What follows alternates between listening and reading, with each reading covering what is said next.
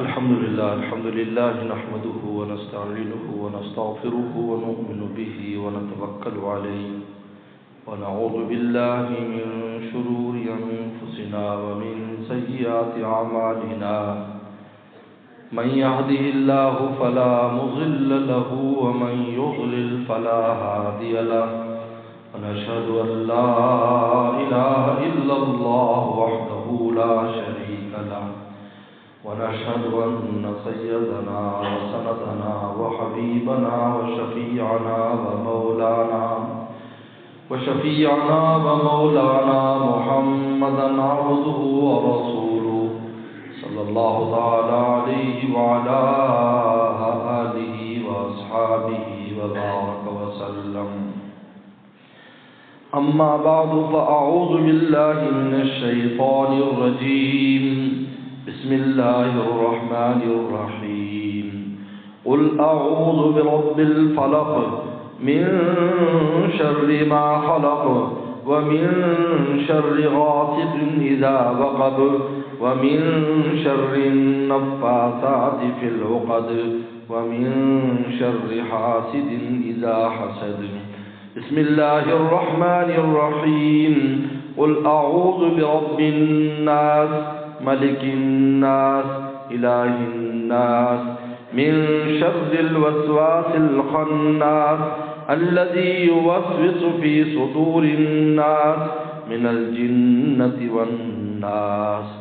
وقال أمير المؤمنين في الحديث أبو عبد الله محمد بن إسماعيل البخاري رحمه الله تعالى: باب قول الله تعالى: ونضع الموازين القسط ليوم القيامة وأن أعمال بني آدم وقولهم يوزن. قال مجاهد: القسطاس والعدل بالرومية، ويقال القسط مصدر المقسط وهو العادل، وأما القاسط فهو الجائر. وبه قال حدثنا أحمد بن أشكاب قال حدثنا محمد بن فضيل عن عمارة بن القعقاع عن أبي زرعة عن أبي هريرة رضي الله تعالى عنه قال: قال النبي صلى الله عليه وسلم: كلمتان حبيبتان إلى الرحمن خفيفتان على اللسان ثقيلتان في الميزان سبحان الله وبحمده سبحان الله العظيم. وكما قال عليه الصلاة والسلام: صدق الله وصدق رسوله النبي الكريم. حضرات علماء کرام، میرے محترم بزرگ اور دوستوں اور فاضلات عالمات طالبات اور میری ماں بہنوں، یہ محفل تو ایک ہے، لیکن اس میں دو اہم چیزیں سر انجام ہو رہی ہیں. ایک قرآن مجید کا ترجمہ اور تفسیر آج مکمل ہو رہی ہے، اور دوسری طرف حدیث کی سب سے بڑی کتاب بخاری شریف مکمل ہو رہی ہے. خیر و برکت کے اعتبار سے تو ایک عنوان بھی کافی ہے، لیکن جہاں دو جمع ہو جائیں تو میرے شیخ کے مجلس میں پڑھا جاتا تھا. ایک حضرت کے ایک خلیفہ اور مرید تھے، جب حضرت کی زیارت بھی ہوتی اور پھر حضرت کا بیان بھی ہوتا تو کہتے تھے: نشہ بڑھتا ہے شرابیں جو شرابوں میں ملے. نشہ بڑھتا ہے شرابیں جو شرابوں میں ملے، یعنی قرآن مجید کی تکمیل بھی ہو رہی ہو اور حدیث کی تکمیل بھی، تو کیسے خیر و برکات ہوگی میرے دوست. میں اور آپ اس کا تصور نہیں کر سکتے، لیکن یہ چیز روح کو محسوس ہوتی ہے اور دل کو محسوس ہوتی ہے.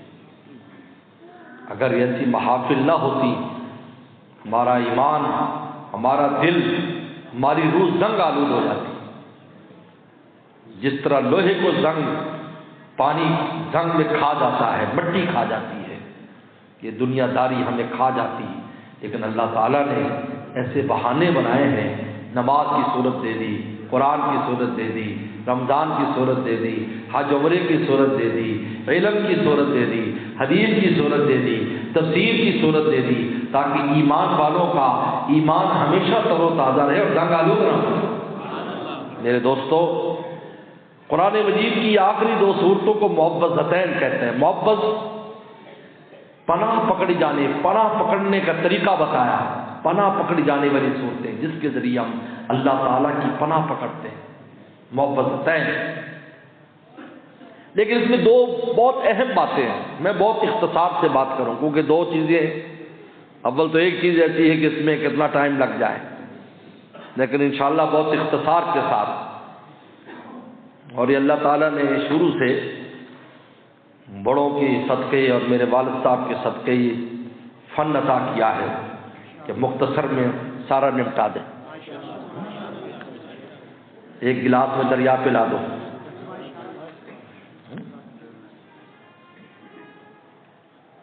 یہ دو صورتیں ہیں معوذتین۔ شان نزول اس کا پتہ ہے رسول اللہ صلی اللہ علیہ وسلم پر جب یہودیوں نے جادو کیا تھا اس وقت یہ صورتیں نازل ہوئی، تو چونکہ آپ کے بالوں کو 11 گانٹھیں لگائی گئی تھیں، اس وجہ سے اس میں 11 آیات ہیں۔ ہر آیت جب رسول اللہ پڑھتے تھے وہ گانٹھ کھل جاتی تھی۔ جب 11 کی 11 آپ نے آیات مبارکہ پڑھ لی، 11 گانٹھیں کھل گئی، وسلم کو ایسے معلوم ہوا جیسے قید سے آزاد ہو گئی۔ لیکن عجیب بات ہے کہ اتنا سخت جادو ہونے کے باوجود پیغمبر صلی اللہ علیہ وسلم کو دینی فرائض میں کبھی خلل نہیں آیا۔ کبھی آپ نماز میں اس لیے نہیں بھولے کہ آپ پر جادو ہے، کبھی تلاوت میں غلطی نہیں کی کہ آپ پر جادو ہے، کبھی وحی بتلانے میں آپ سے خطا نہیں ہوئی کہ اس میں آپ پر جادو ہے۔ ہاں دنیاوی معاملات میں ہو جاتا، کھانا کھایا ہوتا، آپ کہتے میں نے کھانا نہیں کھایا، کھانا نہیں کھایا ہوتا، آپ کہتے میں نے کھا لیا ہے۔ دنیاوی باتوں میں بھول ہونے لگی تھی، لیکن دینی بات میں کوئی ایک واقعہ ایسا نہیں ہے کہ پیغمبر السلام کو اس جادو کے اثر سے کوئی دینی فریضے کا انجام دینے میں کوئی خلل آیا۔ بہت اہم بات ہے یہ۔ لیکن آپ پر جادو ہو گیا، جبرائیل السلام یہ صورتیں لے کر آئے۔ یہ جادو کا توڑ ہے، یہ جادو کا توڑ ہے، یہ جادو کا توڑ ہے۔ ہمارے دادا مرشد فرماتے تھے اس کو تم پڑھتے رہو تمہارے جادو اتر جائیں گے، اس کو پڑھتے رہو۔ ہم اصل میں شارٹ کٹ کے عادی ہیں کہ عامل کے پاس جائیں، 40-50 ہزار پیسے لے، کہتا میں قبر میں ایک ٹانگ پر کھڑا رہوں گا، تیرا جادو ختم ہو جائے گا۔ انہوں راتی جا کے دیکھتے تو 2 رضائیاں تھلے لپا پہ ہیں۔ بہت سے عامل مجھ سے ناراض ہوتے ہیں کہ آپ بڑی گر کی باتیں لوگوں کو بتا دیتے ہیں، تو لوگ پھر ہمارے پاس آتے ہیں اپنا کام خود کرنا شروع کر دیتے ہیں۔ کہتے آپ ایسا نہ کیا کریں۔ میں نے کہا بھی تم نے جو یہ تم یا تو واقعی کام کرو، واقعی کام کرو، رات کو واقعی تم تسبیح پھیر رہے ہو، کسی کے لیے بھی بلانے کو تکلیف ہے، میں تسبیح کر رہا ہوں، پھر تو ہے نا بات۔ یہ جادو کا توڑ ہے۔ اپنے محبوب صلی اللہ علیہ وسلم کا علاج اللہ نے جس کے ذریعے کیا وہ میرا آپ کا علاج نہیں ہے؟ بتائیے کیوں ہم علاج نہیں کرتے اس سے؟ ہم اس کو اپنے اوراد میں کیوں شامل نہیں کرتے؟ یہ کثرت سے پڑھو تب ختم ہو جائے گا، اوپر نیچے اسی ترتیب سے پڑھتے رہو۔ بلکہ میرے دادا مرشد شاہ حکیم اختر صاحب رحمۃ اللہ علیہ کے مرشد حضرت مولانا شاہ ولولک صاحب رحمۃ اللہ علیہ، جو حکیم الامت تھانوی رحم اللہ خلیفہ تھے، فقیر نے ان کی کئی بار زیارت کی اور خدمت کا بھی موقع ملا۔ وہ فرمایا کرتے تھے سورہ فلق کے بارے میں، جادو کے بارے میں اور جنات کے بارے میں کہ 240 بار روزانہ پڑھو، اگر 240 بار نہیں پڑھ سکتے تو 120 بار روزانہ پڑھو، اور اگر 120 بار نہیں پڑھ سکتے تو 60 بار روزانہ پڑھو، پھر اس کے اثرات کو دیکھو۔ یہ اللہ تعالی نے 2 صورتیں معوذتین نازل کی، لیکن اس میں جو ایک اہم نقطہ ہے، دونوں میں ایک ایک نقطہ وہ بیان کرنا ہے کہ سورہ فلق میں اللہ نے اس کو ختم کیا من شر حاسد اذا حسد۔ اس کے بارے میں شاہ عبد العزیز محدث دہلوی رحمۃ اللہ علیہ فرماتے ہیں کہ قرآن مجید نے شرک کا بیان کیا ہے، کفر کا بیان کیا ہے، بخل کا بیان کیا ہے۔ قرآن مجید نے کینہ کا بیان کیا ہے، قرآن مجید نے ساری انسانی روحانی بیماریوں کا، انسان کی روحانی بیماریوں کا بیان کیا ہے، اور آخر میں لا کر حسد کی بیماری پر قرآن نے اس بیماری، انسانوں کی بیماری کو ختم کیا ہے۔ یہ دلیل ہے کہ جو آدمی حسد کرتا ہے اس میں شرک کے بھی جراثیم ہے، اس میں کفر کے بھی جراثیم ہے، اس میں بخل کے بھی جراثیم ہے، اس میں کبر کے بھی جراثیم ہے، اس میں عجب کے بھی جراثیم ہے۔ جتنے انسان کی روحانی بیماریاں ہیں ان سب کے جراثیم اس شخص میں پائے جاتے ہیں جو دوسرے سے حسد کرتا ہے۔ یہ معمولی بیماری اگر ہوتی آخر میں لا کر اس پر ختم، من شر حاسد اذا، یہ انسانی بیماریاں ختم ہے۔ یہاں پر آگے شیطان کی بیماری کا بیان ہے، یہ انسانی بیماری۔ حسد کیا ہے؟ اللہ کی تقسیم پر ناراض ہونے کا نام حسد ہے۔ حسد کس کا نام ہے؟ اللہ کی تقسیم۔ انہوں منڈا دے دیتا، میں نے نہیں دیتا، منڈا انہیں آپ بنایا، اس کا مال دے دیا مجھے نہیں دیا، اس کو حسن دیا مجھے نہیں دیا، اس کے بچے لائق میرے نالائق، اس کی عزت میری عزت نہیں۔ یہ کون کرنے والا ہے تقسیم بتاؤ؟ ہم غور نہیں کرتے، دراصل ہم چونکہ غور نہیں کرتے ہم سمجھتے سامنے سے لڑائی ہے، سامنے والے سے نہیں، سامنے والے کے پیچھے سے لڑائی ہے۔ سامنے والے سے لڑائی نہیں ہے، اسی کا لڑائی ہے۔ اگر اللہ نے کسی کو مال دیا ہے تو مال اپنی مرضی سے کوئی لیتا ہے؟ یہ تو اس کی تقسیم ہے۔ اگر کسی مزدور کا بیٹا بادشاہ اللہ نے بنایا ہو اور اس کو لکھ دی کہ بادشاہ بنے گا تو اس نے تو بادشاہ ہی بننا ہے نا، کیا باپ مزدور ہو؟ بولو بھائی۔ جاہل کے بیٹے کو اگر عالم بنانا خدا نے لکھ دیا تو اس نے تو عالم بننا ہی بننا ہے نا، خدا نے جو لکھ دیا خدا نے بنانا جو ہے۔ کتنے تھے جن کے والدین ایسے، لیکن ان کے بچوں کو دیکھو کتنے بڑے بڑے لوگ پیدا ہوئے، بلکہ غیر مسلم ہیں، والدین مسلمان بھی نہیں ہیں اور ان کی اولادیں کتنے بڑے بڑے نام ہیں ان کے۔ حسد کیا ہے؟ اللہ کی تقسیم پر ناراض ہونے کا نام حسد ہے۔ تو کس سے ناراض ہو رہے ہو تم؟ اللہ تعالیٰ کی۔ کتنا خطرناک بات ہے، اس لیے یہاں ختم کیا ہے۔ آسمان میں پہلا گناہ بھی حسد سے ہوا ہے۔ آدم السلام سے حسد کی، اللہ سجدے کا انکار کر کے اللہ کے مخالف پر شیطان آیا، اور زمین میں سب سے پہلا گناہ بھی حسد سے ہوا ہے کہ قابیل نے حابیل کو قتل کیا تو حسد کی بنیاد پر کیا۔ اتنی خطرناک بیماری ہے یہ۔ اس کا علاج کیا ہے؟ جس سے حسد اس کے لیے دعا کرو، ہے کنین دی گولی، کنین دی گولی، جس سے حسد دعا کر اللہ میاں اس کو اور ترقی دے۔ ایک دفعہ تو اندر تک آگ لگ جائے گی لیکن بعد میں جو سکون آئے گا تو وہ جس سے ابراہیم علیہ السلام کو آگ میں سکون آ گیا تھا، ایسے سکون آئے گا۔ آج بھی ہو جو ابراہیم کا ہی ماں پیدا آگ کر سکتی ہے انداز گلستہ پیدا، علاج اس کا دعا کر اللہ میاں اللہ خوب ترقی دے، ملے تو شاباش دے، تحفہ پیش کرے،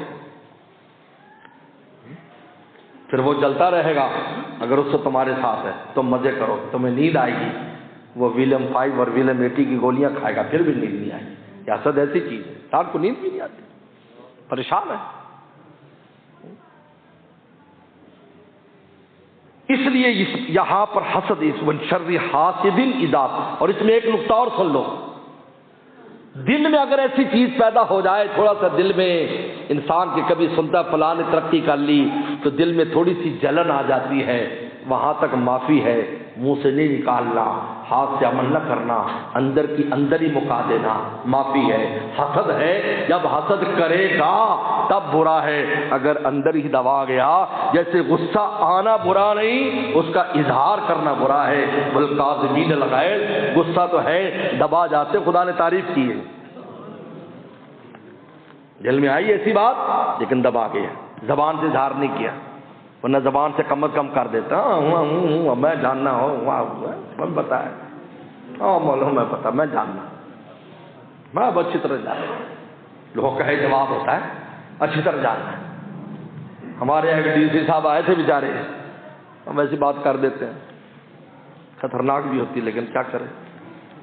ہمارے ایک ڈی سی صاحب آئے بیچارے، ربیع الاول پہ تقریر کی، انہوں نے کہا علماء سے زیادہ میں جانتا ہوں، ان مولویوں کو تو پتہ ہی نہیں بیچاروں۔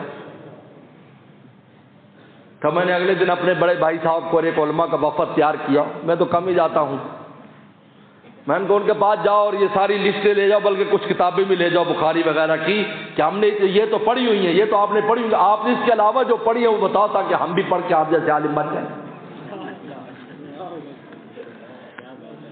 اور چلے گئے علماء، دو چار کتابیں ہدایات اس میں ڈالی، ادھر کچھ بخاری ڈالی، کوئی مسلم ڈالی، کوئی اور ڈالی، 4-5 کتابیں 10 لے گئے۔ جیسے بعد آ کر بحث کرنا شروع کرتے حدیث پر، تو میں ہمیشہ حدیث کی کتاب سامنے رکھ دیتا ہوں کہ بھئی یہ کتاب ہے، یہ حدیث ہے، آپ پہلے حدیث تو پڑھو، رسول اللہ کی زبان جانو، پھر ہی رسول اللہ کی بات پر بحث کریں گے۔ انگریزی نہ آتی ہو اور ڈاکٹری سے ڈاکٹر پر لڑنا شروع کر دے، کیونکہ میں پہلے ڈاکٹری کی اصطلاحات تو پڑھ کے وہ کیا ہوتی ہے، پھر مجھ سے بحث کرنا، تو زبان تو جانتا نہیں ڈاکٹری کو، ڈاکٹری میں بحث کرتا ہے۔ جی میرے پاس ترجمہ ہے، میں کہا ترجمہ میں نے غلط ترجمہ کیا، تجھے کیا پتا صحیح ہے یا غلط ہے، بتاؤ، بولو بھائی ہے کوئی دلیل؟ کوئی دلیل نہیں۔ تو خیر گئے تو کہتے نہیں معاف کر دو، یہ بس ویسے میرے منہ سے نکل گیا۔ تو بعد میں کہنے لگا یار یہاں تو علماء بڑے خطرناک ہیں یار، تو بات ہی پکڑ لی اور کتابیں لے کے میرے دفتر میں پہنچ گئے۔ اور ہمیں کیا پتا یار، ہم تو الف سے بے نہیں جانتے، ہمیں تو سورہ فاتحہ کا ترجمہ نہیں آتا، ہمارے وزیر تو قل واللہ نہیں پڑھ سکتے۔ پھر بیچارہ جلدی چلا گیا، لیکن میں کہ جہاں جائے گا اس قوم کو نہیں چھڑے گا۔ اس لیے میں مثال دیا کرتا ہوں کہ آپ یہ جو درویش لوگ ہیں نا، یہ تار پرانی ہو جاتی ہے نا جب تو بجلی کی، تو اس کے اوپر سے پلاسٹک اتر جاتا ہے نا، تو دیکھنے معمولی لگتی، لیکن ہاتھ لا کے دیکھ کرنٹ ہو 10 فٹ سے جھٹے گا۔ من شر حاسد اذا حسد، اور آگے دوسری صورت میں وسوسے کا بیان ہے، یہ شیطان کی بیماری ہے، شیطانی بیماری وسوسہ ہے، یوسوس فی صدور الناس، کہ دلوں میں وسوسہ ڈالتا ہے اور اس وسوسے کو پکاتا ہے، یعنی وسوسہ ابتدا ہے، اس کو پھر پکاتا ہے، پکا کر اس کو شک میں بدلتا ہے، اور جب کوئی چیز شک میں تبدیل ہو جائے تو ایمان زائل ہو جاتا ہے۔ ایمان یقین کا نام ہے، شک کا نام نہیں۔ یہ وسوسہ معمولی بات نہیں ہے، یہ وسوسے سے ابتدا کرتا ہے پھر آگے چلاتا ہے۔ لہذا وسوسے کا علاج کیا ہے؟ توجہ نہ کرو، وسوسوں کے بارے میں توجہ نہ کرو، دل پہ بوجھ نہ لاؤ، کیونکہ رسول اللہ نے فرمایا میری امت کو اللہ نے وسوسے معاف کر دیے۔ اگر وسوسہ آئے تو شیطان کو کہہ دو شیطان تو جتنے وسوسے ڈال لے، نہ میری عبادت کے اجر میں کمی ہوگی، نہ میرے ایمان میں کوئی کمی ہوگی، کیونکہ رسول اللہ نے خدا سے معافی کرا دی ہے۔ فوراً شیطان چھوڑ کے بھاگ جائے گا، کیونکہ شیطان تو تجھے پھنسانا چاہتا ہے، جب تو کہے کہ مجھے تو کچھ ہوگا نہیں تو بس تجھے چھوڑ کے چلا جائے گا۔ وسوسے کا علاج ہے توجہ نہ دینا، توجہ، بلکہ ہمارے مرشد یہ سکھاتے تھے کہ اگر دل میں کوئی وسوسہ آئے تو یوں سوچے کہ ہمارا دل ایک بہت بڑی موٹر وے ہے جس پر اللہ کی گاڑی بھی چل رہی ہے، رسول اللہ کی گاڑی بھی، اور شیطان بھی کھوتا ریڑھی کسی پاس سے اس کو مار دیتا ہے موٹر میں سے، لیکن پھر آگے سارجنٹ اس پر جرمانہ بھی لگا دیتے ہیں، وہ جلدی سے غائب ہو جاتا ہے، کیونکہ رکشا اور یہ چیزیں جا نہیں سکتی۔ لہٰذا کہا کہ تم کہو کہ کوئی بات نہیں، تم بھی گھسال آیا ہے لیکن تجھے کو رہنے نہیں دے گا، فوراً ہی غائب ہو جائے گا۔ یوسوس فی صدور الناس، وسوسے ڈالتا ہے انسانوں کے دلوں میں۔ ہمارے استاد مفتی اعظم پاکستان مفتی ولی حسن ٹونکی رحمہ اللہ نے ہمیں ایک واقعہ سنایا کہ ہمارے بڑے کس طرح اپنی دل کی حفاظت کرتے تھے۔ آج تو ہم نے دل کو دروازے کھولے، جو چاہے اس کے اندر گھس جائے، جہاں پر ایمان جیسی چیز رکھی ہے اور کلمے کی کنجی جنت کے جہاں رکھی ہے، ہم نے دروازے کھولے ہوئے ہیں اور پہرا دیتے تھے ہر وقت کہ یار کچھ ہوتا نہ جائے۔ اور یہ واقعہ کس کا ہے؟ مفتی عزیز الرحمان عثمانی، مولانا شبیر عثمانی رحمۃ اللہ علیہ کے بڑے بھائی، جو دارالعلوم دیوبند کے موتمم بھی رہے، 4 سال موتم رہے تقریباً۔ رات کو تلاوت کر رہے قرآن مجید کی، تو دل میں یکدم ایک وسوسہ کو خیال آیا کسی آیت کے بارے میں، تفسیریں اٹھائیں کسی تفسیر میں اس کا جواب نہیں، تو پریشان ہو گئے۔ سردی کا موسم ہے، جیسے یہ سردی ہے، بلکہ پہلے تو زیادہ سردی پڑتی تھی، ماں پو کی سردی ہمیں یاد ہے۔ ہماری اماں کہتی تھی پانی باہر رکھ دو، جم جایا کرتا تھا پانی، ہم نے وہ دور دیکھا ہے۔ اب تو یہ آبادی کی وجہ سے اور پولوشن کی وجہ سے گرمی دنیا میں زیادہ ہے، سردی کم ہے۔ انہیں نے واپس سردیاں کی جب ہونے تو میں کوئی سردیاں نہیں ہے، بڈھے اور بابے نے پوچھو سردی کی شاید اللہ، یہ کوئی سردی؟ لیکن جوانوں میں طاقت نہیں، کیونکہ پیزا کھاتے ہیں اور برگر کھاتے ہیں، شاورما کھاتے ہیں۔ پہلے بابے تھے دیسی گھی، دیسی انڈے اور جناب ساگ، ایسی چیزیں کھاتے تھے۔ اب یہ جوان کھاتے ہی نہیں ہیں، چنگی نہیں لگتی۔ ہمارے یہاں مہمان آئے سیال کوٹ سے، مرغوں کا، ہمارے یہاں مہمان آئے سیال کوٹ سے، 4-5 بچے بھی تھے، گھر والوں نے بڑا اچھا کھانا بنایا۔ ہمارے یہاں تو مہمانداری چلتی رہتی، ماشاءاللہ ماشاءاللہ، روزانہ ہی مہمان، روزانہ ہی دیکھیں چڑھی رہتی، بہت مہمانداری ہے، اللہ کا بہت شکر ہے۔ خیر وہ جناب کھانا وانا گھر والوں نے اچھا بنایا، بچوں نے نہیں کھایا اچھی طرح، میں تھوڑا تھوڑا کھایا۔ مجھے گھر والوں نے کہا کہ بچوں نے کھانا نہیں کھایا، باقی والدین نے تو کھا لیا۔ اچانک مجھے خیال آیا، میں نے کہا یار کوئی برگر شاورما کوئی پیزا چیزا لیا، جب آیا تو بچے ٹوٹ پڑے اس کے اوپر، اوچھلا چھوڑا، ڈبے تک پھاڑ دیے۔ تو گھر میں حیران ہو گئے، میں کہ یہ آج کل کے جو بچے ہیں وہ یہ کھاتے ہیں، آپ نے جو اتنا اچھا بنایا ہے ان کو سمجھ میں نہیں آیا، انہیں جب دیکھو کیسے کھا گئے سارا۔ سردی کا موسم رات کا وقت ہے، دیوبند سے 20 میل پر میل، جو 30 کلومیٹر یا اس سے زیادہ ہوگا، 20 میل پر گنگو شریف ہے۔ رات کو اکیلے عزیز اور مفتی عزیز الرحمان عثمانی لالٹین ہاتھ میں لیا، اندھیری رات کے لیے ہاتھ میں ڈانگ لی، چل پڑے۔ سفر کرتے کرتے پہنچے تو تہجد کا وقت تھا۔ حضرت مولانا جو ہے مولانا رشید احمد گنگوہی رحمۃ اللہ علیہ تہجد کا وضو فرما رہے تھے۔ آپ اس وقت نابینا ہو چکے تھے، لیکن آپ کی حس بہت تیز تھی۔ آپ وضو کر رہے ہیں، آپ نے خادم سے کہا کوئی آیا ہے، کوئی آیا ہے۔ حضرت کی حس اتنی تیز تھی، باطن کا نور تھا کہ ایسے محفل لگی ہوتی اور بچہ آ کر پیچھے بیٹھ جاتا، اور حضرت نابینا تھے، فرمایا محفل میں کوئی بچہ آیا ہے۔ کہتے حضرت کیسے پتا چلا؟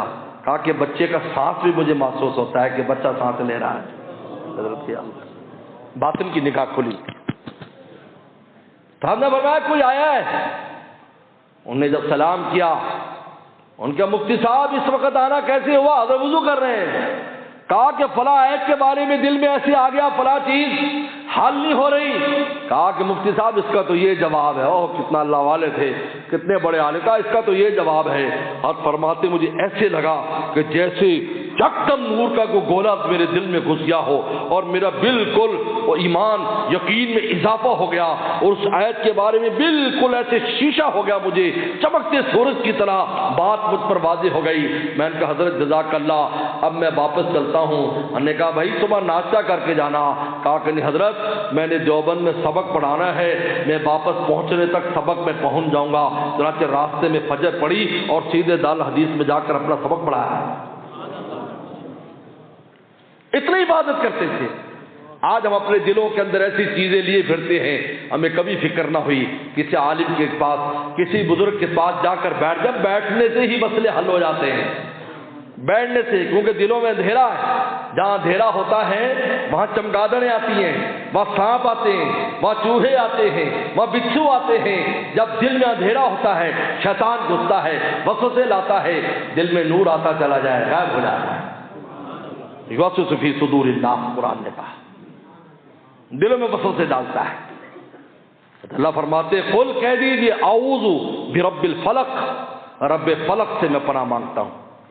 فلق جو پو پھوٹتی ہے اس کے رب سے پناہ مانگتا ہوں، کیونکہ وہ جو صبح کا سفیدہ ہے یہ دلیل ہے کہ دن آنے والا ہے۔ اے اللہ جو دن چڑھا سکتا ہے تو میری ان آنے والی مصیبتوں سے تو مجھے نجات بھی دے سکتا ہے۔ جس طرح دل کی روشنی بیمار کی جو رات کو بیماری کی شدت تھی اور جو دوسرے ہر ایک کے معاملات تھے رات کے اندھیرے میں، دن کی روشنی میں سب ہلکے ہوتے چلے جاتے ہیں، مرض کی شدت میں کمی آ جاتی ہے، رات کا خوف کم ہو جاتا ہے، اور اللہ تعالیٰ رزق کے دروازے کھول دیتے ہیں، علم کے دروازے کھول دیتے ہیں۔ رات کے اندھیرے میں سب بند ہو گئے تھے۔ جس طرح اے اللہ تو فلک کے رب ہو کر تو پوری دنیا میں جو معاملات اس کو یکدم تو تبدیل کر سکتا ہے، اے اللہ یہ آنے والے جو لوگ ہیں ان سے تو میری حفاظت کر سکتا ہے۔ من شر ما خلق، ہر اس چیز کے شر سے جو تو نے پیدا کی ہے، جس میں کوئی شر ہے میری حفاظت اس سے کر، اور خاص طور پر 3 چیزوں سے۔ من شر غاسق اذا وقب، رات کے شر سے جب چھا جائے، تو رات جو جب پھیلتی ہے تو اس وقت شیاطین بھی پھیلتے ہیں، شرارتیں پھیلتی ہیں، ڈاکو چور بھی پھیلتے ہیں، موذی جانور بھی پھیلتے ہیں۔ رات کے وقت کے اندر شر پھیل جاتا ہے۔ فرمایا رات کے شر سے جب وہ چھا جائے، من شر النفاثات فی العقد، اور شر سے ان عورتوں کے جو پھونکے مارتی ہیں، عقد جو ہے گانٹھوں کے اندر جو پھونکے مارتی ہیں، کیونکہ وہ گانٹھوں رسول اللہ پر جو جادو کیا گیا تھا، آپ کے بالوں میں گانٹھیں باندھی گئی تھی، کہا کہ ان کے شر سے۔ ومن شر حاسد اذا حسد، اور حاسد کی شر سے جب وہ حسد کرے۔ آگے فرمایا اچھا دیکھیے رب الفلق کا، رب الفلق کہہ کر 4 چیزوں سے پناہ مانگ لی۔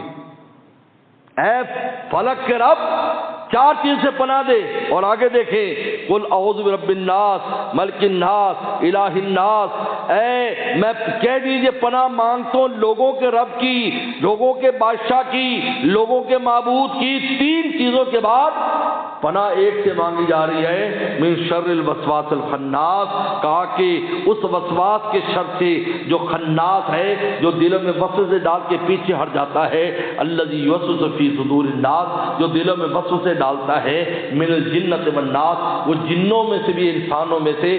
3 چیزیں 3 واسطے دے کر پناہ ایک چیز سے مانگی گئی ہے، وہاں ایک واسطہ دے کر 4 سے پناہ، اور یہاں 3 واسطے دے کر 1 سے پناہ۔ اندازہ کریں آپ اس سے آپ اندازہ کر سکتے ہیں کہ شیطان کا یہ جو وار ہم پر ہوتا ہے، من الجنۃ والناس، جنوں میں سے بھی اور لوگوں میں سے۔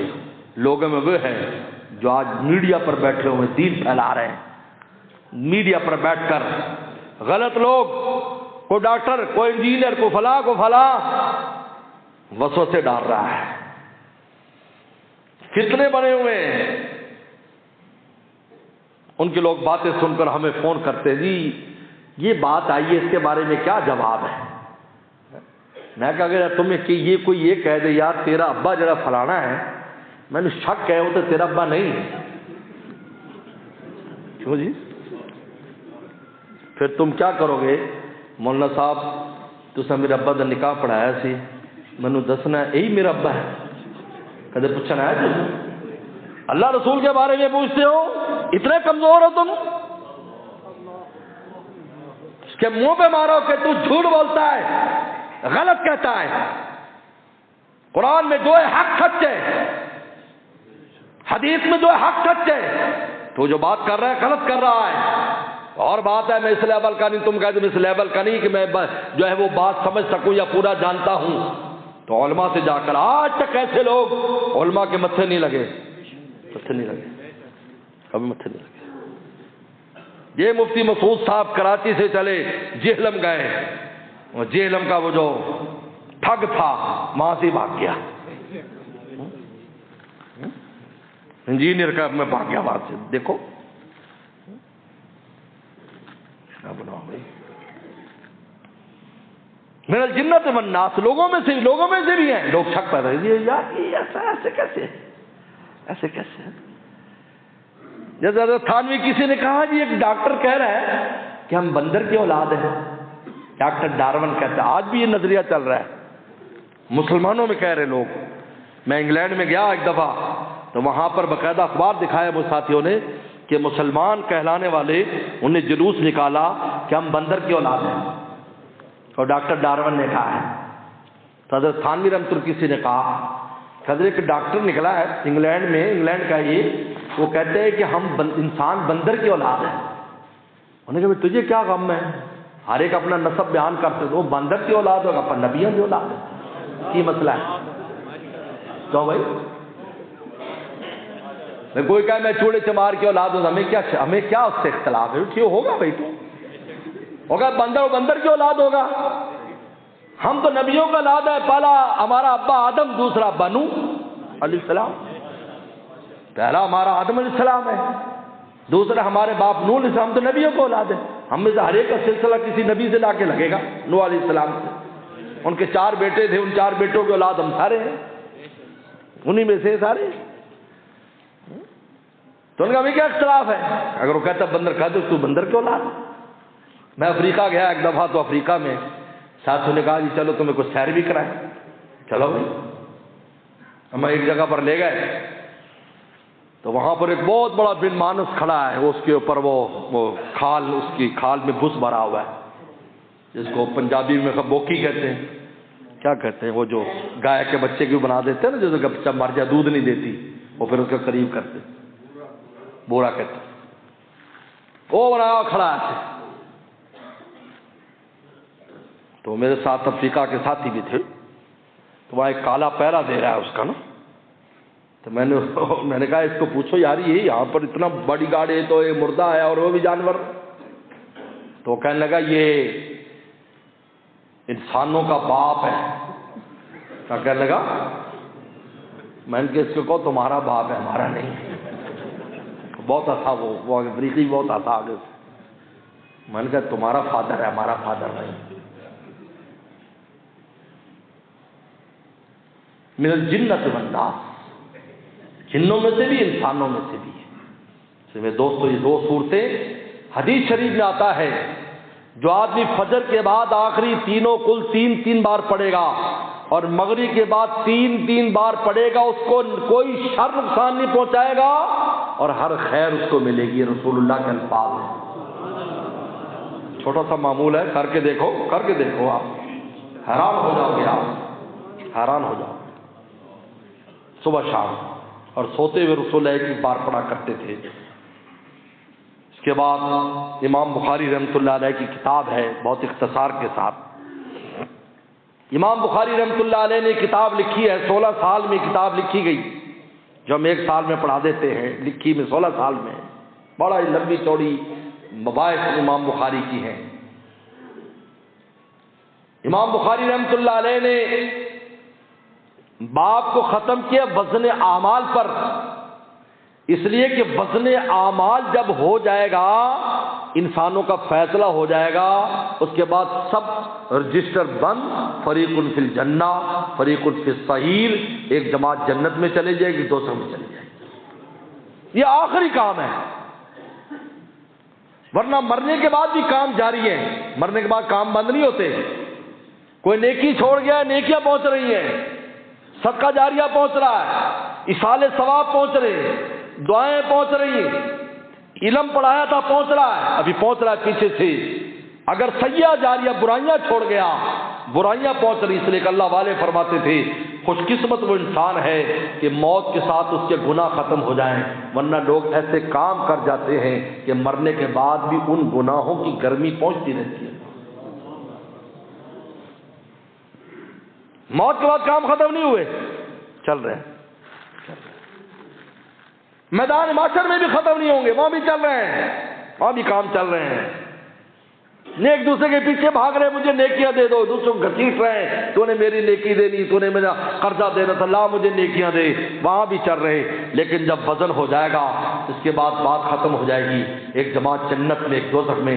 اس لیے امام بخاری نے جو کام بالکل آخر میں ہونے والا ہے، امام بخاری نے اس پر لا کر اپنی کتاب کو ختم کیا ہے. وزن اعمال پر کا اعمال کا وزن ہوگا، باقاعدہ ترازو ہوگا جس کے 2 پلڑے ہوں گے، جس میں باقاعدہ تول ہوگا.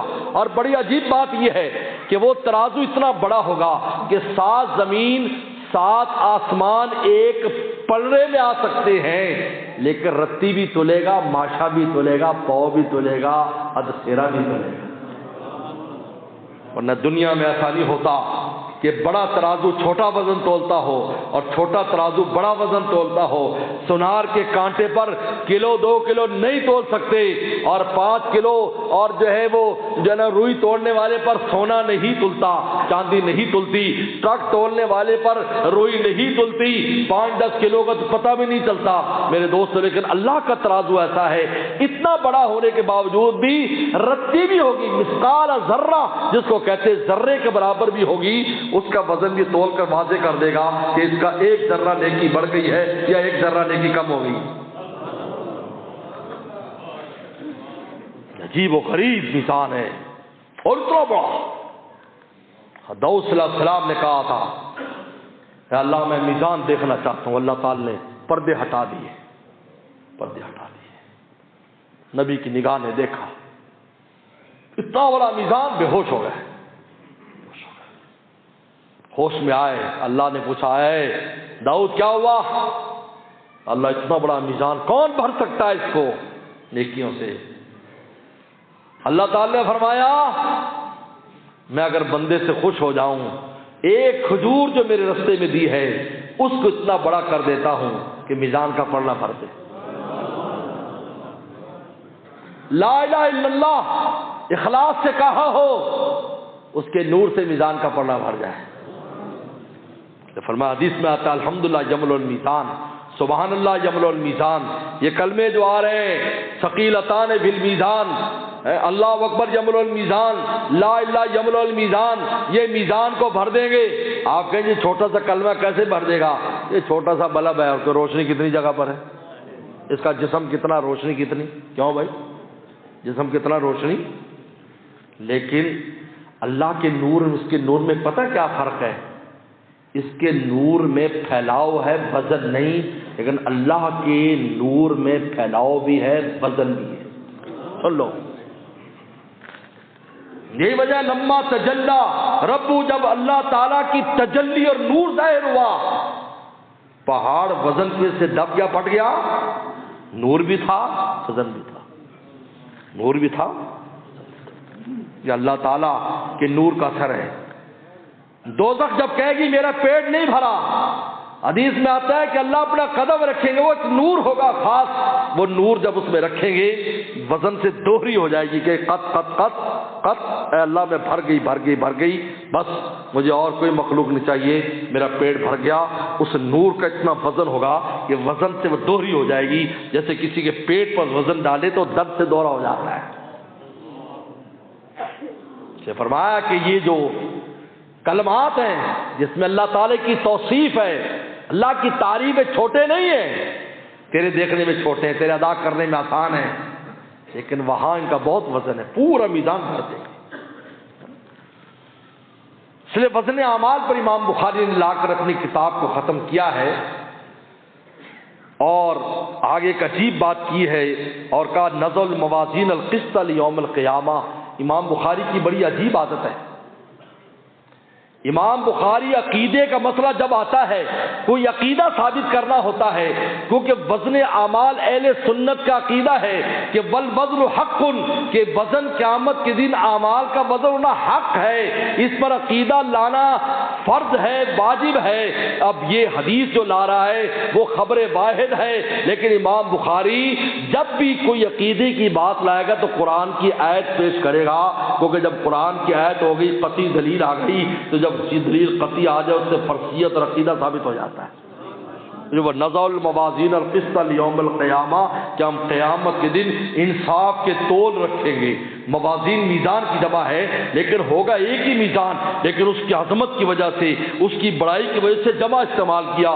جیسے بادشاہ کہتا ہم یہ کریں گے، ہم یہ کریں گے، کہنے والا ایک ہوتا ہے لیکن لفظ ہم استعمال کرتا ہے. یہاں بھی موازین جمع لائیں، قسط انصاف کے تول فی یوم القیامہ، قیامت کے دن میں ہم انصاف کے تول ترازو لایا جائے گا اور آدم السلام کو بلایا جائے گا، آدم آؤ اپنی اولاد کا تول کراؤ. وہ تول کرائیں گے، اب وزن تلے گا، برابر ہو جائے گا تو اس کو آراف ایک دیوار ہے وہاں پہنچا دیا جائے گا، جنت اور دوزخ کے درمیان. وہ دوستوں کو دیکھیں گے تو پناہ مانگیں گے، جنتوں کو دیکھیں گے کہ اللہ ہمیں بھی دے دے، آخر بالآخر ان کو جنت میں بھیج دے. انبیاء صلی اللہ علیہ وسلم کے اعمال کا وزن نہیں ہوگا، فرشتوں کے اعمال کا وزن نہیں ہوگا، اس امت کے 70,000 وہ انسان جس کے بارے میں رسول اللہ نے فرمایا بغیر حساب کتاب کے جنت میں جائیں گے، ان کا حساب نہیں ہوگا، حساب نہیں ہوگا۔ اور اس کافر کا اعمال کا وزن نہیں، اس کافر کا جس نے کفر اور برائیاں ہی کی ہے، کبھی نیکی نہیں کی۔ وہ کافر بھی نیکی کرتا ہے، کسی کو کھانا کھلا دیا ہے، کسی کی مدد کر دی ہے، کسی غریب کی امداد کر دی ہے، کافر بھی کوئی نیکی کر لے تو اللہ اس کا بھی تول لگائیں گے، لیکن جب کفر رکھا جائے گا تو وہ جہنم میں جائے گا، کیونکہ کفر کا وزن زیادہ ہو جائے گا، اس کی نیکیاں کم ہو جائیں گی، وہ جہنم میں چلا جائے گا، کیونکہ اس کے ساتھ ایمان نہیں ہے۔ جب ایمان نہیں ہے تو اس کی نیکیاں بے قیمت ہیں، اور اگر ایمان ہے تو ترمذی کی حدیث ہے ایک آدمی کے 99 دفتر گناہوں کے ہوں گے، وہ ڈالے جائیں گے، اور ایک چھوٹی سی پرچی نیکیوں ہوں گی، وہ نیکیوں میں ڈالی جائے گی، تو نیکیوں کا پڑھنا نیچے ہو جائے گا اور گناہوں کے اوپر اعلان ہوگا جنت میں چلا جا۔ وہ کہے گا اللہ یہ چھوٹی سی پرچی پر میری کون سی نیکی ہے؟ کہا اس میں وہ کلمہ لا الہ لکھا ہے جو تو نے اخلاص سے ایک بار پڑھا تھا، اور میرے نام کے برابر کس کا وزن ہو سکتا ہے؟ یہ کیوں ہوا؟ کیونکہ اللہ کی ذات ساتھ لگ گئی، ایمان ساتھ لگ گیا، پرچی بھی بھاری ہو گئی۔ اور کافر کتنی نیکیاں کر لے، کتنی نیکیاں کر لے، جب کفر ڈالا جائے گا نیکیاں بے قیمت ہو جائیں گی، جہنم میں چلا جائے گا۔ لیکن جس کافر نے کوئی بھی نیکی نہیں کی، سیدھا جہنم میں بھیج دیں گے۔ تو اعمال کا وزن ہوگا، اعمال بنے قولم یوزن، اعمال بھی تولے جائیں گے، تمہاری باتیں بھی تولی جائیں گی۔ یہ جو لمبے لمبے پیکج لگا کر تم گپے مارتے ہو نا، یہ تولی جائیں گے، یہ لمبے لمبے پیکج، کہ یہ پیکج لگا ہوا ہے۔ ہمیں فون کرتے میں کہ گل پوری ہوگی بس ان بند کر دیں، حضرت صاحب میں پیکج لایا ہے، اوپر بھی پیکج لگا ہوا ہے۔ سب سے بڑا فتنہ یہ ہے، حدیث میں آتا ہے البلاء موکل بالنطق، بلائیں زبان کے ساتھ بندھی رہتی ہیں، یوں بات نکالی اور بلا نازل ہوئی۔ بہت احتیاط کرنی چاہیے، خصوص دعوے شاوے نہ کریں، دعوے بڑے خطرناک ہیں، میں تو پھر بعد میں کرنے شروع کر دیتا ہے، پہلے حضرت صاحب دعا کر دے جی، میں پہلے میں اور میں آئیم انا، دعویٰ نہ کرے۔ 400 سال فرعون نے بچوں کو ذبح کیا، 400 سال، جس نے کہا انا ربکم الاعلی، سمندر میں غرق، دعوے کے ساتھ ہی غرق، سمندر میں غرق کر دیا۔ فرمایا تمہاری باتیں بھی تولی جائیں گی، کیونکہ آگے دلیل آ رہی ہے نا، یہ کلمات آ رہے ہیں، تو کلمات ہی تو بات ہی ہے نا، وہ تولی جائے گی میزان میں۔ جو سبحان اللہ حمدی سبحان اللہ عظیم کلمہ ہے، اس کا بہت زیادہ وزن ہوگا۔ تو جب یہ کلمہ تولا جا رہا ہے نیکیوں میں، تو بری بات بھی تولی جائے گی برائیوں میں، گالی دی، برا کہا، یہ سب کفر کے جراثیم ہیں۔ ابو ذر غفاری رضی اللہ عنہ نے اتنا کہا تھا اپنے نوکر کو، ایک کالی دے پتر، کالی کے بیٹے، ایک کالی، وہ حبشی تھا، انہوں نے کہا کالی کے بیٹے، ہم تو رات دن پتہ نہیں کیا کہہ دیتے، اللہ معاف فرمائے اپنے نوکر چاکروں، اپنے اولادوں کو کہہ دیتے ہیں، تو العلیم تو حرامدہ ہے۔ اگر بیوی یہی بات کو مسجد دے مولوی صاحب نے پہنچا دے بھی، انہوں پوچھو پھر کندہ ہے، پھر کہ تو میں نے بدنام کرنی، تو یہ جموں تو گل کیوں کرتے ہو؟ اتنا کہا کہ کالی کے بیٹے، رسول اللہ نے سن لیا، پیچھے کھڑے تھے، او ہو، آپ نے فرمایا ابا سر انک امرؤ فیک الجاہل، تو ایسا انسان ہے جس میں کفر ہے۔ تھرا گئے، کہنے لگے کاش مجھے میری ماں نہ جلتی، تجھ میں کفر ہے، تو آر دلاتا ہے اس کو اس کی ماں سے۔ کالا گورا اس نے بنایا ہے، ہمارے اختیار میں تھا، اگر ہمارے اختیار میں ہوتا تو ہم سب اپنا ڈیزائن اچھا اچھا کر کے لاتے، کیوں بھائی؟ اور کسی بڑے گھر میں پیدا ہوتے، جھونپڑی والے گھر میں آتی نا، ہاں بھائی دسو، نہ کسی مولوی دے اولاد ہوندی، نہ کسی غریب دے اولاد، ماشاءاللہ انہاں دی زیادہ ہی ہوندی ہے۔ بولو، قبر میں جانے کے بعد تو سب کا رنگ اتر جاتا ہے، یہ تو ڈسٹمپر ہے۔ جیسے ایک آدمی چھوٹے قد کا تھا نا، تو کسی نے اس کو چھیڑا، وہ بڑا سمجھدار تھا، وہ رک گیا، انہوں نے کہا کس پہ اعتراض کر رہا ہے، عمارت پہ کر رہا ہے یا مستری پہ؟ عمارت پہ اعتراض کر رہے مستری پہ؟ انہوں نے کہا معاف کر دیا یار، میں تو غلطی ہوئی، معاف کر دیا۔ آر دلائیے تو نے آئیر تو بھی امی ہی پوری زندگی ابو ذر غفاری رضی اللہ تعالیٰ عنہ نے اپنے نوکر اپنے غلاموں کو اس طرح شہزادوں کی طرح رکھا جیسے اپنی ذاتی اولاد ہو۔ آنے والے کہتے تھے آپ کی اولاد ہے؟ کہا نہیں یہ میرے غلام ہے۔ کہا کہ یہ کیا حیثیت کر رکھی ہے، جو کپڑا تیرا وہ کپڑا ان کا؟ کہ مجھے رسول اللہ کی بات یاد آتی ہے، انک امرؤ فیک الجاہلیہ، تو ایسا انسان ہے جس میں کفر پایا جاتا ہے۔ اقوالوں قولم یوزن، تمہاری باتیں بھی تونی چاہیے، اچھی باتیں بھی بری باتیں۔ دیکھو اچھی بات ہے، کلمہ کہا تھا نا، اس کلمے نے اس کو نجات دے دی، زبان سے کہا تھا، اس میں کوئی عمل نہیں ہے لیکن نجات ہوگی، اس پرچی پر نجات ہوگی۔ حدیث البطاقہ بڑی مشہور حدیث۔ قال مجاہد القسطاس العدل بالرومیہ، امام مخاطب قسطاس جو ہے نا قرآن میں آیا ہے، یہ عدل کے معنی میں آتا ہے رومی زبان میں، یعنی قرآن میں دوسری زبانوں کے بھی الفاظ لیے۔ امام سیوطی نے الاتقان میں 100 کے قریب ایسے الفاظ گنائے ہیں جو دوسری زبانوں کے قرآن نے استعمال کیے، لیکن قرآن میں آ کر ایسے خوبصورت بن گئے ہیں اور عربی کا حصہ بن گئے، ورنہ ابراہیم اسماعیل یہ سب دوسری زبانوں کے نام ہیں، عربی کے زبانوں کے نام نہیں ہیں۔ جبرائیل میکائیل یہ سب اور زبانوں کے، سریانی زبانوں کے نام۔ ایل من اللہ، جبرائیل عبداللہ کے معنی میں، ایل اللہ، ایل اسرافیل میکائیل، ایل اللہ کو کہتے ہیں سریانی زبان میں، سوریہ کی زبان میں، حدیث زبان میں ایل اللہ کو، اس ان کے جو ہے توراہ ان کے انجیل میں لکھا ایلی ایلی، اے الہ اے رب اے میرے مولا اے اللہ مجھے بچا لیو، ایلی ایلی مجھے یہودیوں سے بچا۔ آگے کہتے ہیں القسمۃ المقسط، کہا کہ قسط اور مقسط کا فرق بیان کر رہے ہیں، عربی زبان کی ایک عجیب وسعت بیان کر رہے ہیں کہ عربی زبان کیسی زبان ہے۔ یاد رکھو حضرت شیخ ذکر رحمہ اللہ فرماتے ہیں عربی زبان پر سوائے پیغمبر کی ذات کے کوئی بھی پوری کمانڈ اور مہارت حاصل نہیں کر سکتا سوائے نبی کے۔ یہ عجیب بات ہے، کوئی کتنا بڑا عالم بن جائے، عربی دان ہو، عرب میں سے ہو، زندگیاں اس کی گزری ہوں، وہ عربی پر کمانڈ حاصل نہیں کر سکتا، پوری عربی کے احاطہ نہیں کر سکتا۔ اگر احاطہ کر سکتا ہے نبی کر سکتا ہے، کیونکہ یہ اللہ کی زبان ہے، جس طرح اللہ کی شان غیر محدود ہے اس زبان کی بھی ایسی ہے۔ ہاں نبی کی ذات ہے جو اس کی کمانڈ حاصل کر لیتا ہے، وہ اللہ کی زبان کو سمجھتا ہے، اللہ اس سے باتیں فرماتے ہیں، نبی سمجھتا ہے۔ ورنہ اس قرآن مجید کو سمجھنے کے لیے عربی دان صحابہ، عربی جاننے والوں نے رسول اللہ سے پوچھا اللہ نبی کا کیا مطلب ہے؟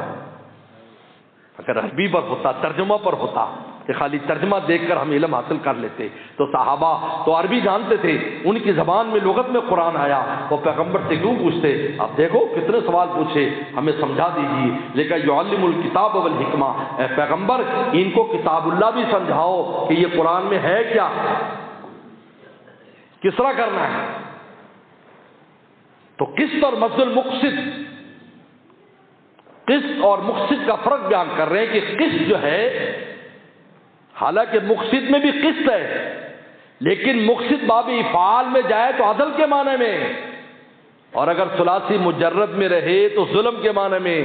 اما القاسطون فکانوا لجہنم حطبا، کہتے قاسطون جو ہوں گے ظالم وہ جہنم کا ایندھن ہوں گے، اور ان اللہ یحب المقسطین، اللہ تعالیٰ عادلوں سے محبت کرتا ہے۔ فرمایا ان دونوں کے اندر عجیب فرق ہے کہ ثلاثی مجرد میں وہ ظلم کے معنی میں اور ثلاثی مزید میں عدل کے معنی میں، کہا کہ یہ اس عربی زبان کی فصاحت اور اس کی وسعت اس سے معلوم ہوتی ہے۔ اس کے بعد امام بخاری حدیث لا رہے ہیں احمد بن اشکاب سے۔ احمد بن اشکاب امام بخاری رحمۃ اللہ علیہ کا مصر میں آخری استاد ہے، آخری استاد سے آخری حدیث لا رہے ہیں، یہ مصر میں آخری استاد ہے امام بخاری کا، اور وہ چلتے چلتے حضرت ابو ہریرہ رضی اللہ عنہ پر آتے ہیں۔ حضرت ابو ہریرہ رضی اللہ تعالیٰ عنہ یہ صفہ کا طالب علم ہے جس کی وجہ سے مدرسہ صفہ بنا ہے، اس لیے میں کہا کرتا ہوں مساجد خانہ کعبہ کی بیٹیاں ہیں، مدارس صفہ کی بیٹیاں ہیں۔ ایک کو مکہ سے نسبت ہے، ایک کو مدینہ سے نسبت ہے۔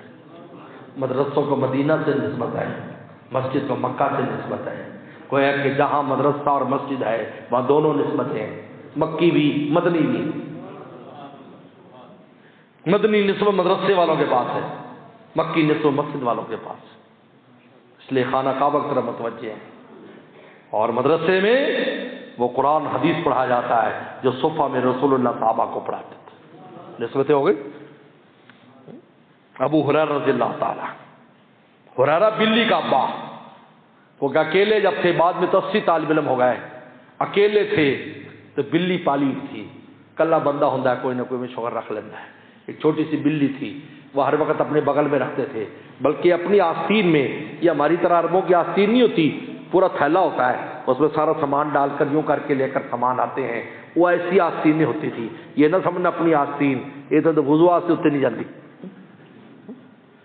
اس میں بلی بٹھائی ہوئی تھی، تو رسول اللہ دیکھ لیا، فرمایا کہ ما ھذا، یہ کیا ہے؟ کہ ہرۃ بلی ہے۔ فرمایا انت ابو ہریرہ، تو بلی کا ابا ہے۔ ایسا رسول اللہ نے نام دیا کہ ان کا اصل نام ہی گم ہو گیا، جو ابا نے رکھا تھا، اماں نے رکھا تھا، ابا اماں والا نام گم ہو گیا۔ کیا تو ابا اماں والا نام گم ہے؟ کیا نام ہے؟ 40 نام امام مسلم نے ذکر، 40 نام امام نبی نے ذکر کیے، پتہ نہیں اصل کیا نام ہے، لیکن جو رسول اللہ نے فرمایا وہ ہو گیا۔ ابو ہریرہ، ابو ہرہ بھی آتا ہے، ایک روایت میں اسی بخاری میں ابو ہرہ، لہذا ابو ہرہ بھی نام ہے، بلی کا ابا۔ ابو ہریرہ چھوٹی سی بلی کا ابا، ہریرہ کہتے چھوٹی سی بلی، ہریرہ چھوٹی سی بلی۔ ابو ہریرہ رسول اللہ نے نام دیا۔ 3 سال پیغمبر صاحب خدمت میں رہے، ہر وقت رسول اللہ کے ساتھ رہتے تھے، بھوکے پڑے رہتے تھے دروازے پر کہ رسول اللہ کی کوئی بات رہ نہ جائے، رہ نہ جائے۔ آج ہمیں لوگ نصیحت کرتے، مدرسے والوں کمائی کا دھندا بھی کیا کرو نا، کوئی دکان شکان بھی کھول لو، کھیتی باڑی بھی کرو، یہ بھی کرو، مدرسہ چلانے کے لیے۔ ابو ہریرہ کے زمانے میں کاروبار نہیں تھے، صحابہ تاجر نہیں تھے، صحابہ کسان نہیں تھے، صحابہ کے باغات نہیں تھے۔ ابو ہریرہ رسول اللہ کو چمٹا رہتا تھا کہ کوئی بات نہ رہ جائے۔ علم پڑھنے پڑھانے کی شان یہ ہے کہ آدمی وقف ہو جائے، کاروبار سب کچھ اللہ پر چھوڑ دے، اللہ غیب کے خزانہ انتظام کرے گا۔ حضرت تھانوی رحمہ اللہ لکھا ہے، اے لوگو تمہارے کاروبار پلیٹ ہے، کاروبار پلیٹ ہے، زمینیں پلیٹ ہے، دکانداری پلیٹ ہے، نوکری پلیٹ ہے، ڈالتا اللہ ہے، پلیٹ تم لے کے آؤ۔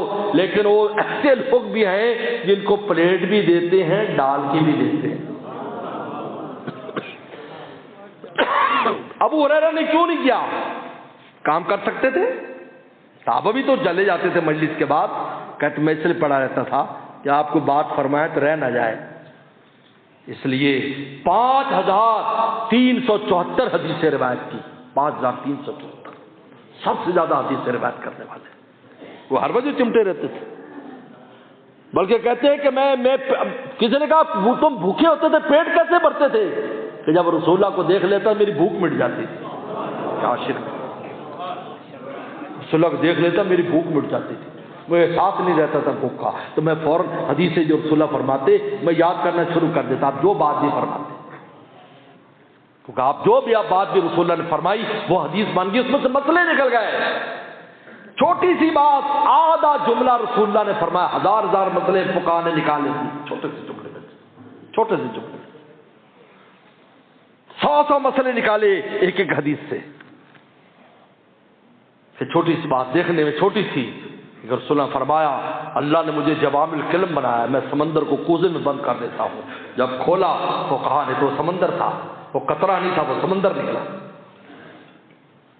ابو ہریرہ رضی اللہ تعالیٰ عجیب شان کے صحابی، مدرسے ہم مولویوں کو بڑے اچھے لگتے ہیں کیونکہ مولویوں کی ترتیب انہوں نے بنائی، انہی کے لیے رسول اللہ چندہ کرتے تھے، روزانہ آواز لگتی تھی عشاء کے وقت، رسول اللہ کے مہمانوں کو کون روٹی کھلائے گا؟ روزانہ آواز لگتی تھی ممبر سے، سن لو، شکر کرو تھوڑے سے روزانہ نہیں لگتی، کبھی کبھی چندہ مانگتے ہیں، روزانہ آواز لگتی تھی۔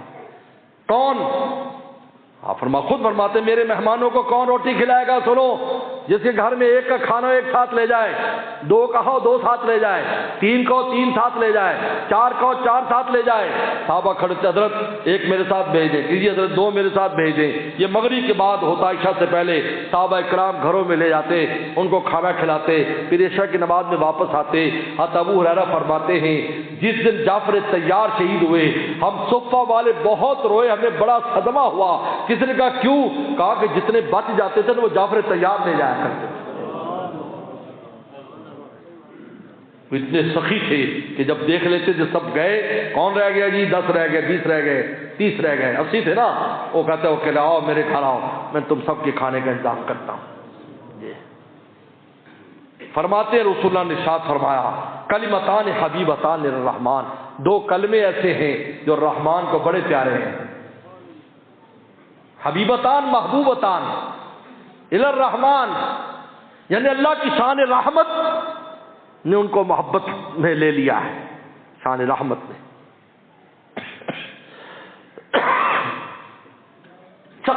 خفیفتان اللسان، زبان پر بہت ہلکے، ہر بندہ پڑھ سکتا ہے، لیکن ثقیلتان فی المیزان، میزان میں بڑے بھاری ہوں گے، دیکھنے میں چھوٹے ہیں لیکن حقیقت میں بہت بڑے ہیں۔ فرمایا کون سے کلمے ہیں؟ سبحان اللہ و بحمدہ، سبحان اللہ، میرے ساتھ پڑھو 3 بار، سبحان اللہ و بحمدہ سبحان اللہ العظیم، سبحان اللہ و بحمدہ سبحان اللہ العظیم، سبحان اللہ و بحمدہ سبحان اللہ العظیم۔ یہ 3 کلمے، یہ 2 کلمے، سبحان اللہ و بحمدہ 1، سبحان اللہ العظیم 2، اللہ کو محبوب ہے۔ پانی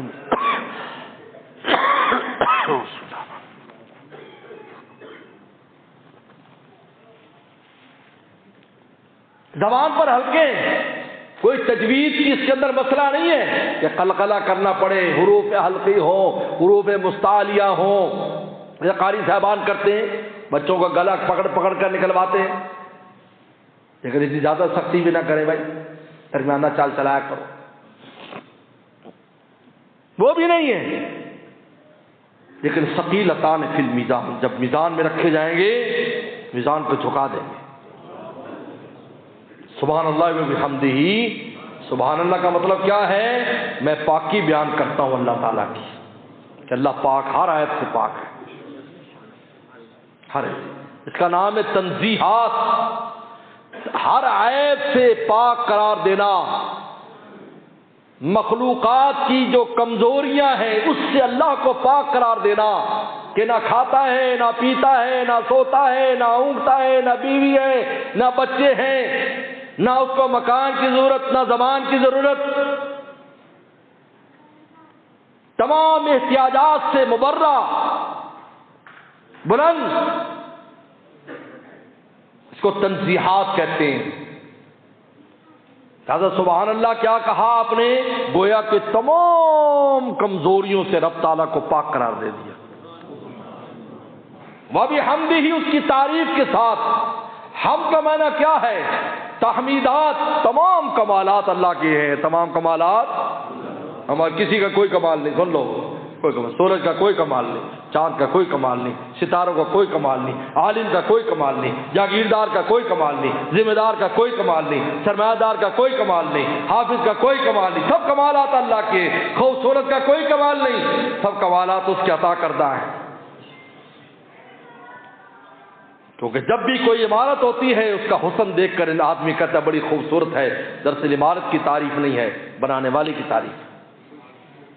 لہذا وَبِحَمْدِهِ تحمیدات، تو سبحان اللہ میں تنزیہات اور وَبِحَمْدِهِ میں تحمیدات، اور تنزیہات تحمیدات کو اکٹھا کرے تو توحید بنتی ہے۔ کیا ہوتا ہے؟ توحید۔ توحید کا مطلب کیا ہوا؟ اللہ کو ہر عیب سے پاک قرار دینا اور ہر کمال اس کے لیے ثابت کرنا، اس کا اعتقاد رکھنا، اس کا نام توحید ہے۔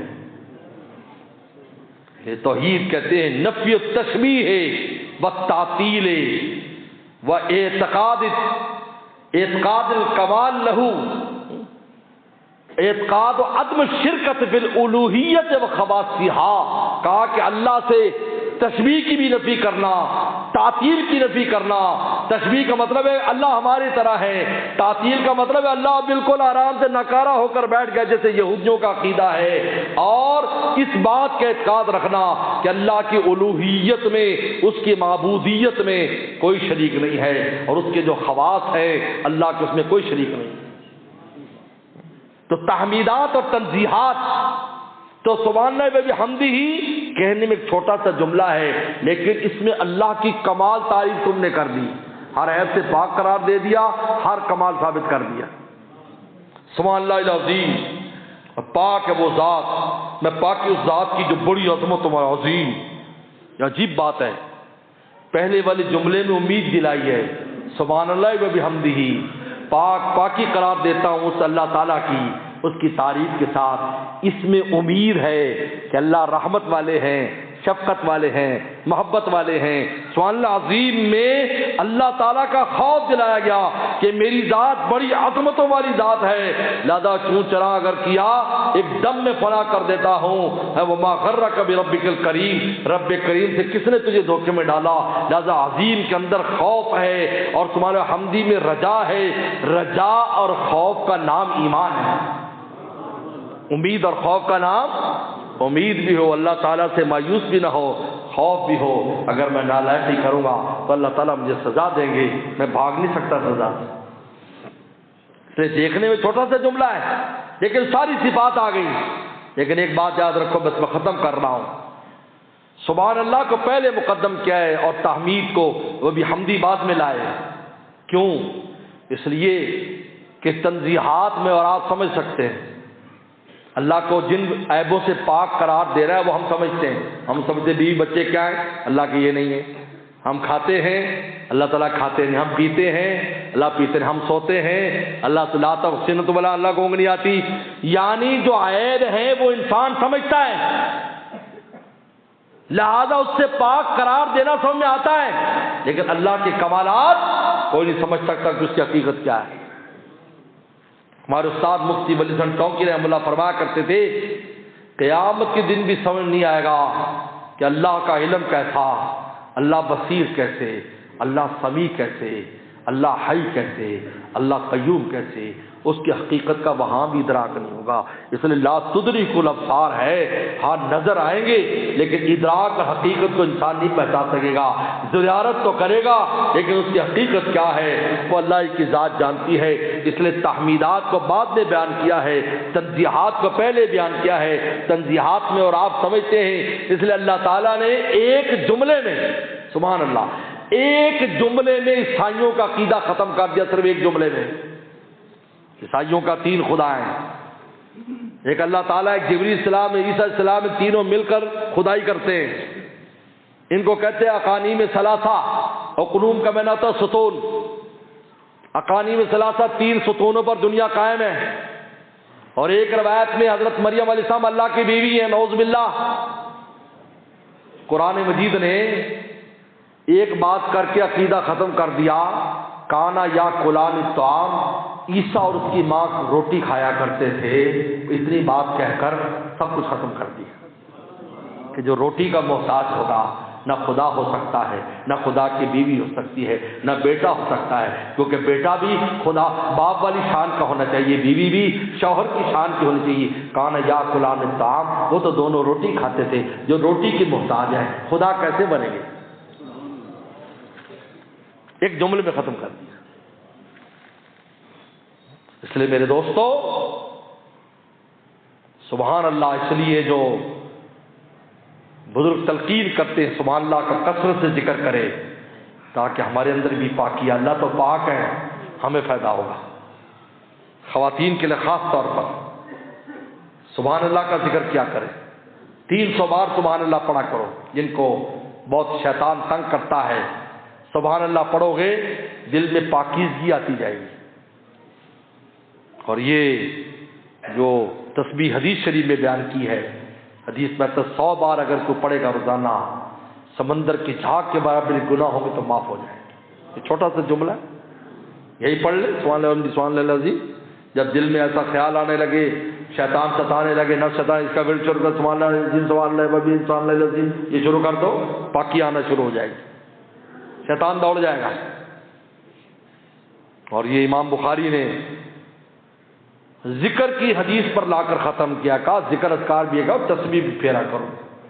یہ تسبیح کی حدیث ہے نا، اس میں تو کوئی عمل نہیں ہے۔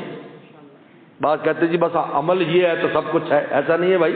کچھ چیز عمل سے متعلق ہے، کچھ ذکر سے متعلق ہے، کچھ فکر سے متعلق ہے، کچھ اعتقاد سے متعلق ہے۔ ہر ایک اپنی اپنی شان ہے۔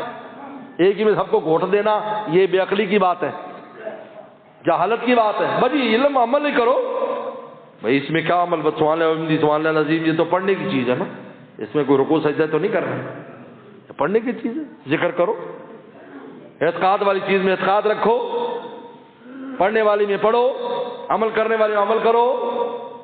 ہر ایک کی اپنی اپنی شان ہے، ہر چیز کی اپنی شان ہے۔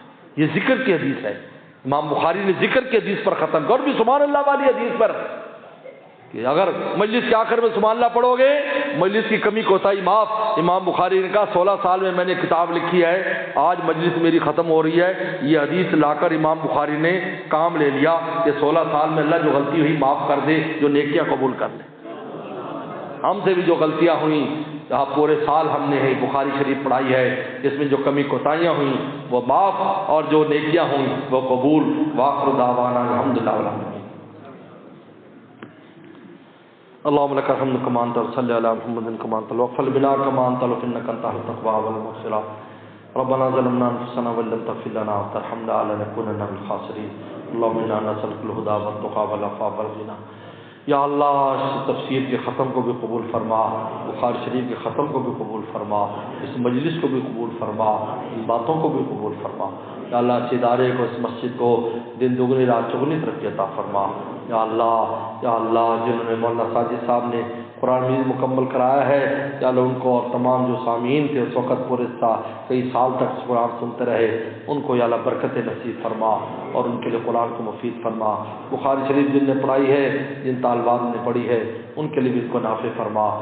یا اللہ اس ادارے کو ہر قسم کی شرور فتن سے محفوظ فرما، یا اللہ اس کی ضروریات کے غیب کے خزانوں سے پوری فرما، تمام دینی اداروں کو ترقیات سے نواز۔ یا اللہ عافیت دارین نصیب فرما، عافیت کا کرم کا معاملہ فرما، رحم کا معاملہ فرما، ہمارے حال پر تو رحم فرما، ہمارے حال پر تو رحم فرما، ہمیں تو معاف فرما، معاف فرما، معاف فرما، معاف فرما۔ یا اللہ ہمیں بھی ہماری اولاد کو قیامت تک آنے والی نسلوں کو اللہ والا فرما، اللہ والا فرما، اللہ والا فرما۔ یا اللہ یا اللہ یا اللہ یا اللہ جو بھی کمی کوتاہیاں ہوئیں یا اللہ اس کے پڑھنے پڑھانے ان کو تو معاف فرما، یا اللہ نیکیوں کو تو قبول فرما۔ یا اللہ جتنی بچے یا اللہ اس سال پڑھ کر جا رہے ہیں، یا اللہ ان کو والدین کے لیے، استادوں کے لیے، مدرسے والوں کے لیے، مدرسے کے تعاون کرنے والوں کے لیے صدقہ جاریہ فرما، ان کے لیے صدقہ جاریہ فرما، ان کے لیے صدقہ جاریہ فرما۔ یا اللہ ان طالبات کو پوری زندگی دین کی خدمت کے لیے قبول فرما۔ یا اللہ ہمارے بچوں کو بھی علم نافع عمل مقبول عطا فرما۔ یا اللہ ہر دوست کی جو بھی حاجت ہے اپنے خزانوں سے ہماری حاجات کو پورا فرما۔ یا اللہ دعاؤں کی قبولیت کا خاص موقع ہے، ہماری دعاؤں کو شرف قبولیت نصیب فرما، آفات بلایا کو دور فرما، بیماریوں کو دور فرما، پریشانیوں کو دور فرما۔ یا اللہ ہمارے مرحومین مرحومات کی مغفرت فرما، بیماروں کو شفا عطا فرما، پریشان دوستوں کی پریشانی دور فرما، رزق کی تنگیوں کو دور فرما، قرضوں کے بوجھ کو دور فرما۔ یا اللہ عافیت دارین نصیب فرما، رحم کرم پر عافیت کا معاملہ فرما۔ یا اللہ ہم سب کی یہاں پر حاضری کو تو قبول فرما۔ یا اللہ اس مسجد کے کام کو جلدی جلدی مکمل فرما۔ یا اللہ مدرسے کے جتنے کام ان کو مکمل فرما۔ یا اللہ محتم صاحب کو بھی یا اللہ خوب محنت اور اخلاص سے اور محنت سے کام کی توفیق عطا فرما اور پورے عملے کو توفیق عطا فرما۔ یا اللہ محتم صاحب یا اولاد کو یا اللہ خوب اخلاص سے یا اللہ اس کام میں لگنے کی توفیق عطا فرما۔ یا اللہ حضرت مولانا شبیر عثمانی رحمۃ اللہ علیہ کے درجات کو بلند فرما، ان کو اعلی علم میں جگہ عطا فرما۔ یا اللہ ان کے بچوں کو بھی اپنے والد کا سچا جانشین فرما، سچا جانشین فرما۔ یا اللہ جو بھی حاجت ہے جس کی بھی اپنے خزانوں سے پوری فرما۔ اللہم انا نسألک الخیر ما سألک منہ نبیک محمد صلی اللہ علیہ وسلم ونعوذ من شر ما استعاذک منہ نبیک محمد صلی اللہ علیہ وسلم، انت المستعان وإلیک البلاغ ولا حول ولا قوة الا باللہ۔ صلی اللہ تعالی علی خیر خلقہ محمد وآلہ وصحبہ اجمعین۔